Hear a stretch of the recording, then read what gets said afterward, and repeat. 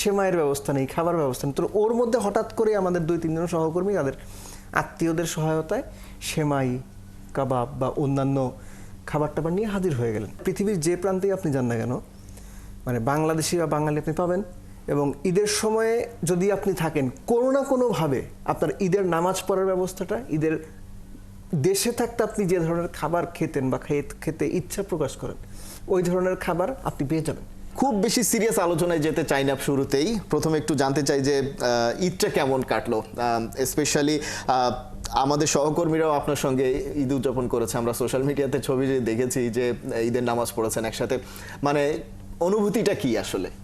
It is all good, কারণ last morning ঈদের সময় সকালে ঘুম থেকে উঠে দেখি আকাশ বেশ মেঘলা। ইট ওয়াজ এ ভেরি গুড ওয়েদার। এবং আপনাদের অফিসের কাছেই আপনার মসজিদ, সেখানে আপনাদের সহকর্মীদের সঙ্গে আমার দেখা।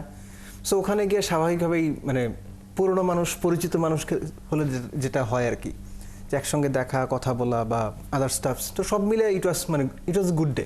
টানা খেলার ভেতরে ক্রিকেটাররা থাকেন, অনেক ঈদই তাদের আসলে দেশের বাইরে করতে হয়, পরিবার পরিজনদের নিয়ে তারা করতে পারেন না। এবং আপনিও অনেক ম্যাচ কভার করেছেন যে উৎসবগুলোতে আসলে আপনি দেশে ছিলেন না। সো এই দেশের বাইরের ঈদগুলো আসলে কেমন হয়? সেখানেও কি ঈদের আমেজ দেশের মতো তো নিশ্চয়ই থাকে না, সেই উদযাপনটা আসলে কেমন হয়? যেমন ইনস্ট্যান্ট যদি বলি, আপনার 2019 বিশ্বকাপের সময় এটা হচ্ছে বাংলাদেশের টিম যে হোটেলটা ছিল, এটা হলো ভক্সহলে ছিল লন্ডনে। তো সকালবেলা আমরা গেলাম, নামাজ টামাজ শেষে প্লেয়াররা সবাই আসলেন। বাই দ্যাট টাইম আমাদের যারা ছিল তাদের লন্ডনে তো অনেকেরই পরিচিত বা আত্মীয়র বাসা আছে।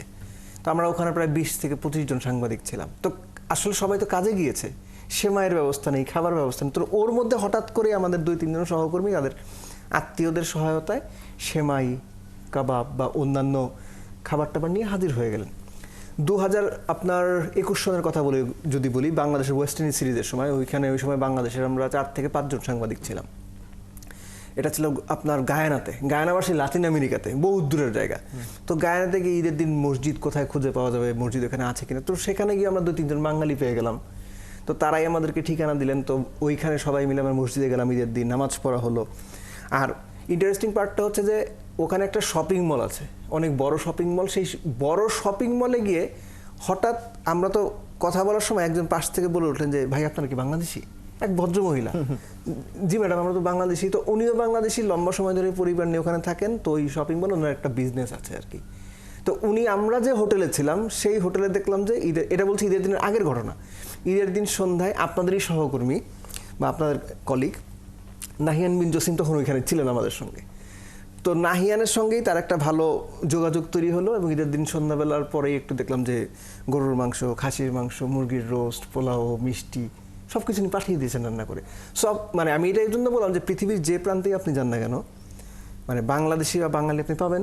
এবং ঈদের সময়ে যদি আপনি থাকেন, কোনো না কোনোভাবে আপনার ঈদের নামাজ পড়ার ব্যবস্থাটা, ঈদের দেশে থাকতে আপনি যে ধরনের খাবার খেতেন বা খেতে ইচ্ছা প্রকাশ করেন, ওই ধরনের খাবার আপনি পেয়ে যাবেন কোনো না কোনোভাবে। আই ডোন্ট নো মানে এটা কীভাবে হয়, কিন্তু এটা ম্যানেজ হয়ে যায়। অন্তত আমার এক্সপিরিয়েন্স তাই বলে। আমি প্রায় 4-5টা ঈদ বাংলাদেশ ক্রিকেট দলের বিভিন্ন সফরে বা আইসিসি ইভেন্টের সময় দেশের বাইরে করেছি। So every time the experience was absolutely same. এবং প্রবাসী বাংলাদেশিদের এখানে ভেরি হেল্পফুল, বড় একটা ভূমিকা থাকে।